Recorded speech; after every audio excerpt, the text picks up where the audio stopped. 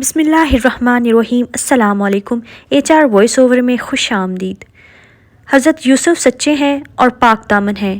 اس کے بعد بادشاہ نے حضرت یوسف علیہ السلام کو دربار میں بلا کر کہہ دیا کہ آپ ہمارے دربار کے معزز ہیں۔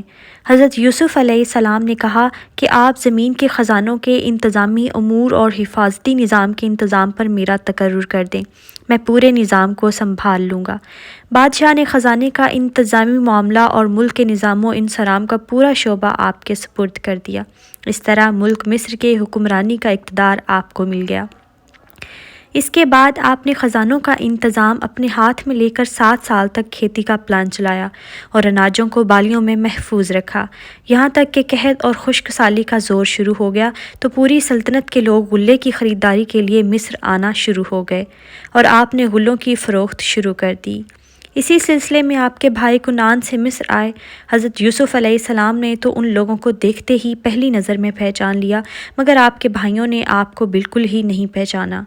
آپ نے ان لوگوں کو غلہ دے دیا اور پھر فرمایا کہ تمہارا ایک بھائی بنیامین ہے، آئندہ اس کو بھی ساتھ لے کر آنا، اگر تم لوگ آئندہ اس کو نہ لائے تو تمہیں غلہ نہیں ملے گا۔ بھائیوں نے جواب دیا کہ ہم اس کے والد کو رضامند کرنے کی کوشش کریں گے۔ پھر حضرت یوسف علیہ السلام نے اپنے غلاموں سے کہا کہ تم لوگ ان کی نقدیوں کو ان کی بوریوں میں ڈال دو، تاکہ یہ لوگ جب اپنے گھر پہنچ کر ان نقدیوں کو دیکھیں گے تو امید ہے کہ ضرور یہ لوگ واپس آئیں گے۔ چنانچہ جب یہ لوگ اپنے والد کے پاس پہنچے تو کہنے لگے کہ ابا جان اب کیا ہوگا؟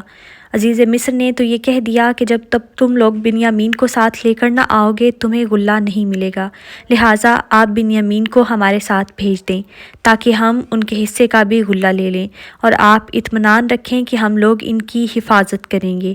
اس کے بعد جب ان لوگوں نے اپنی بوریوں کو کھولا تو حیران رہ گئے کہ ان کی رقمیں اور نقدیاں ان کی بوریوں میں موجود تھیں۔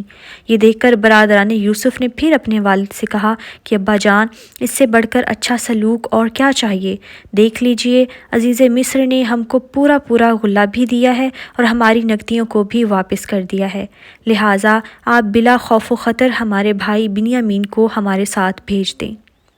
حضرت یعقوب علیہ السلام نے فرمایا کہ میں ایک مرتبہ یوسف کے معاملہ میں تم لوگوں پر بھروسہ کر چکا ہوں تو تم لوگوں نے کیا کر ڈالا، اب دوبارہ میں تم لوگوں پر کیسے بھروسہ کر لوں؟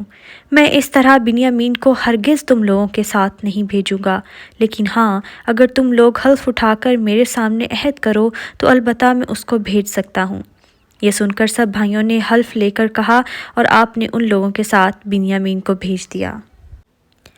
جب یہ لوگ مصر کے دربار میں پہنچے تو حضرت یوسف علیہ السلام نے اپنے بھائی بنیامین کو اپنی مسند پر بٹھا لیا اور چپکے سے ان کے کان میں کہہ دیا کہ میں تمہارا بھائی یوسف ہوں، لہٰذا تم کوئی فکر نہ کرو۔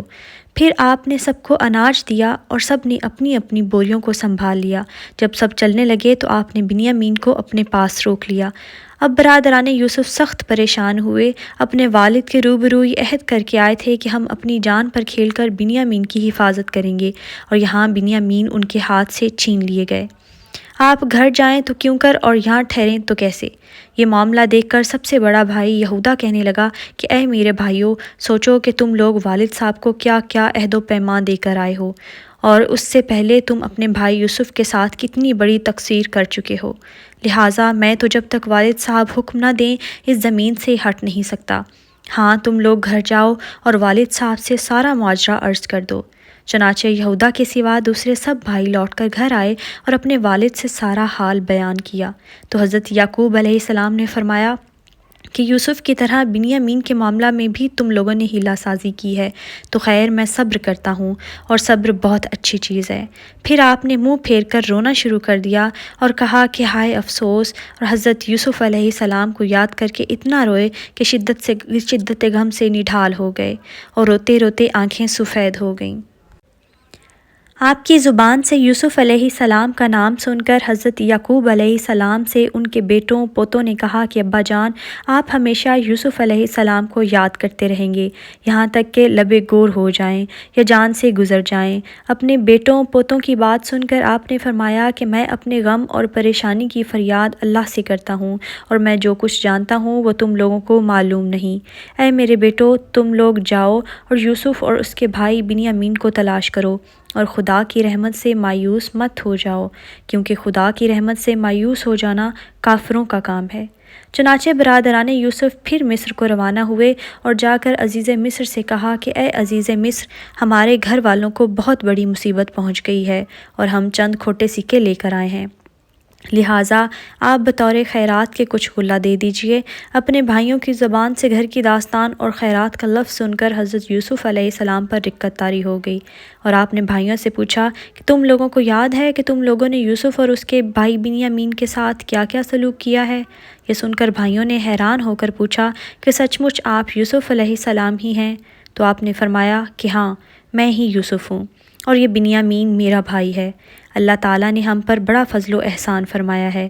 یہ سن کر بھائیوں نے نہایت شرمندگی اور لجاجت کے ساتھ کہنا شروع کیا کہ بلا شبہ ہم لوگ واقعی بڑے خطا کار ہیں، اور اللہ تعالیٰ نے آپ کو ہم لوگوں پر بہت بڑی فضیلت بخشی ہے۔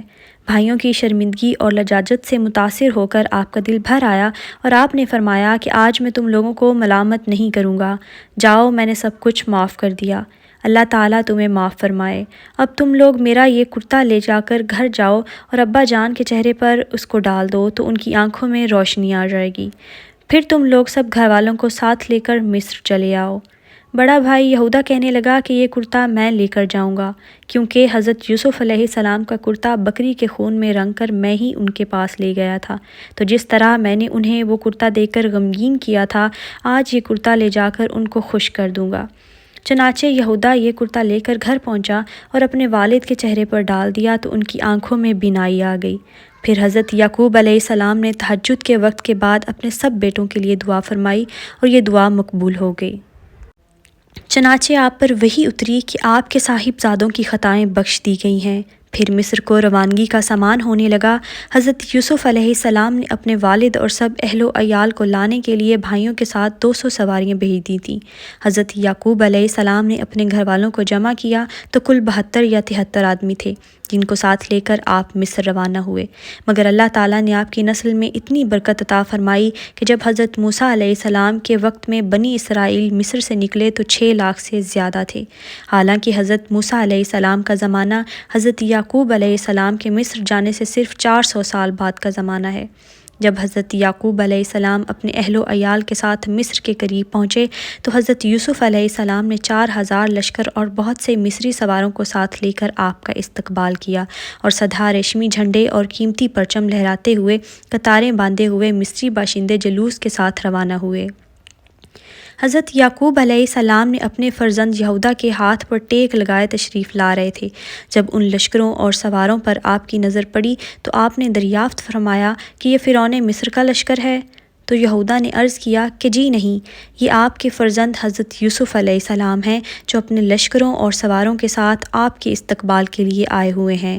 آپ کو متعجب دیکھ کر حضرت جبرائیل علیہ السلام نے فرمایا کہ اے اللہ کے نبی، ذرا سر اٹھا کر فضائے آسمانی میں نظر فرمائیے کہ آپ کے سربر و شادمانی میں شرکت کے لیے ملائکہ کا جمع غفیر حاضر ہے جو مدتوں آپ کے غم میں روتے رہے۔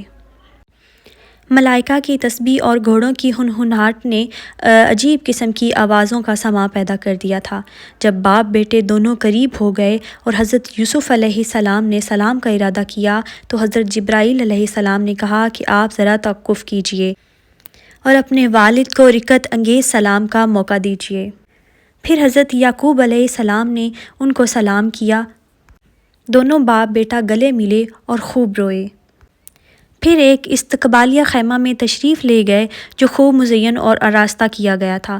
وہاں تھوڑی دیر ٹھہر کر جب شاہی محل میں رونق افروز ہوئے تو حضرت یوسف علیہ السلام نے سہارا دے کر اپنے والد محترم کو تخت شاہی پر بٹھایا، اور ان کے ارد گرد آپ کے 11 بھائی اور آپ کی والدہ سب بیٹھ گئے، اور سب کے سب ایک وقت حضرت یوسف علیہ السلام کے آگے سجدے میں گر پڑے۔ اس وقت حضرت یوسف علیہ السلام نے اپنے والد سے کہا کہ اے میرے والد، یہ میرا پہلا خواب تھا جس کی تعبیر ہوئی ہے، بے شک اسے میرے رب نے سچا کیا، اور بے شک اس نے مجھ پر احسان کیا کہ مجھے قید سے نکالا اور آپ سب کو گاؤں سے لے آیا، بعد اس کے کہ شیطان نے مجھ میں اور میرے بھائیوں میں ناچاکی کرا دی تھی۔ بے شک میرا رب جس بات کو چاہے آسان کر دے، بے شک وہی علم و حکمت والا ہے۔